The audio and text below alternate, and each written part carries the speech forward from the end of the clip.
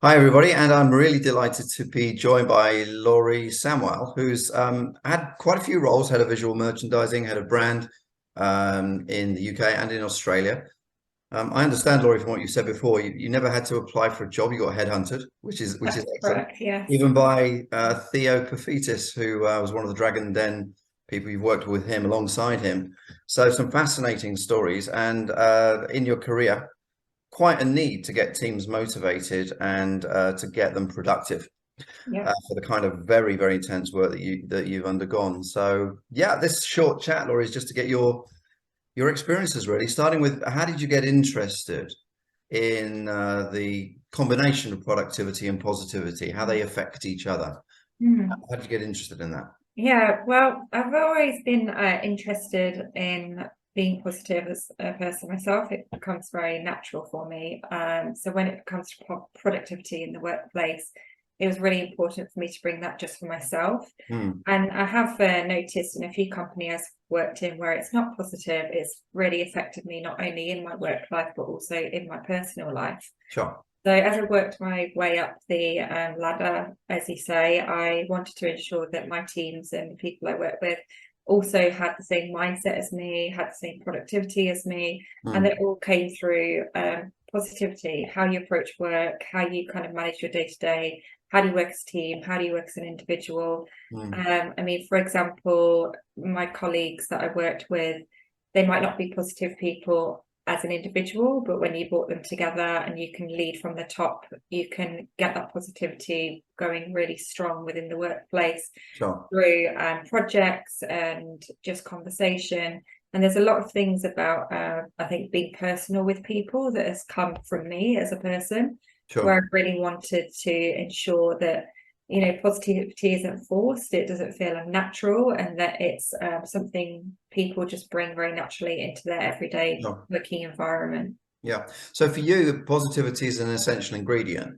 And for some that I've come across, you have too. You mentioned a couple of examples of in your history, you said, where the approach is not the same, right? People assume productivity. They don't think they have to work on atmosphere or positivity. They think, well, people are paid to turn up, they've got a job description, get on and do it. Mm. That's not your experience, right? You've noticed that there's a direct link with output from Yeah, the attitude. absolutely. Absolutely. I mean, I've been in a couple of workplaces that I would uh, label around the word toxic, and that was really challenging, but definitely as a positive person, I got through it, and it's helped me see kind of Mm, what is effective in the workplace. Uh, if you can focus as a manager, as a leader on your team and people around you and making the workplace positive, mm, your productivity naturally increases. mm. Not only that, but just the whole working environment, the results that you're going to get from the projects that you're working on, the communication that you have with people, anywhere from C-level right down to your juniors. Yeah, It's all about collaborating, but being very aware of it yourself. And the only sure, person that can be responsible for that is ultimately yourself as an individual at the end of the day. sure. And in the kind of final arena is, well, what do people do then? Because what should leaders or managers do? Because my experience, possibly your experience too, is you're a lot of leaders who are really keen to improve productivity. I mean, that's their target anyway, and they Mm. genuinely want to. Um, but they're not quite sure how to get started on it, apart from requesting it and even demanding it.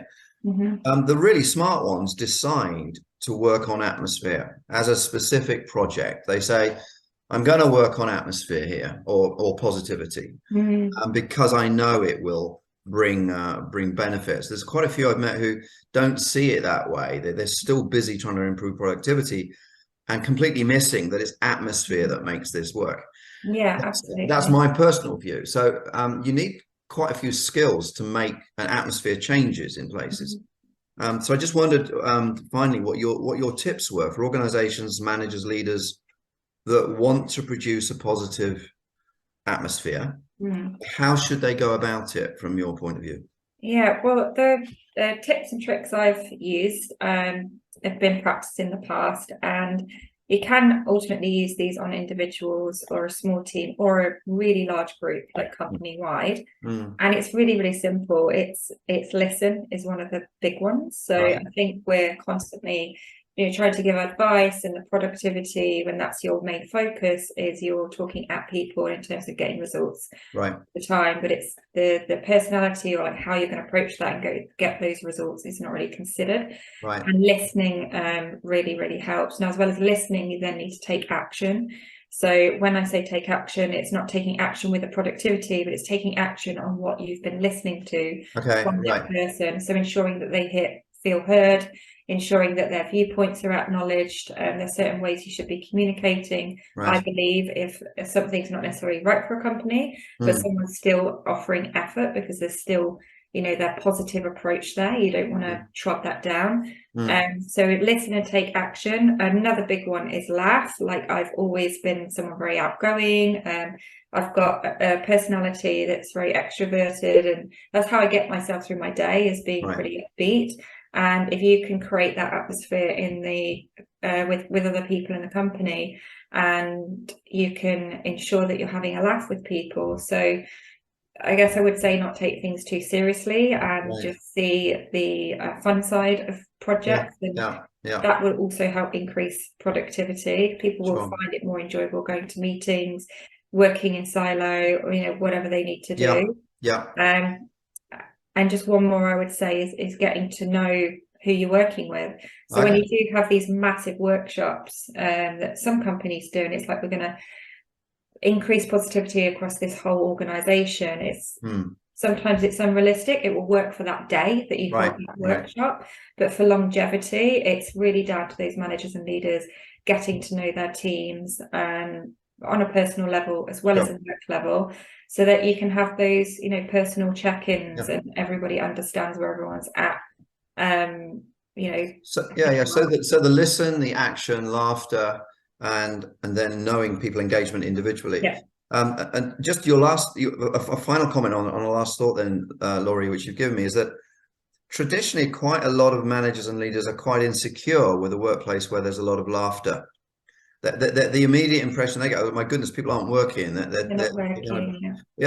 And so they want to bring a more of an austere and disciplined approach, in the thought that we're losing productivity here. But I'm with you on this. I think laughter is actually, I think it's intriguingly probably a direct measure of actual performance. But I just wondered, finally, on your take on that. You said laughter yourself is a key thing. No, I will add to that I guess if you think about a simple day at work and how you are as a person, if you're laughing throughout the day, or if you've just got your head down and you're not really communicating people, just put yourself in a position where you go out for a meal after with friends. That dinner is very different depending on what day you have.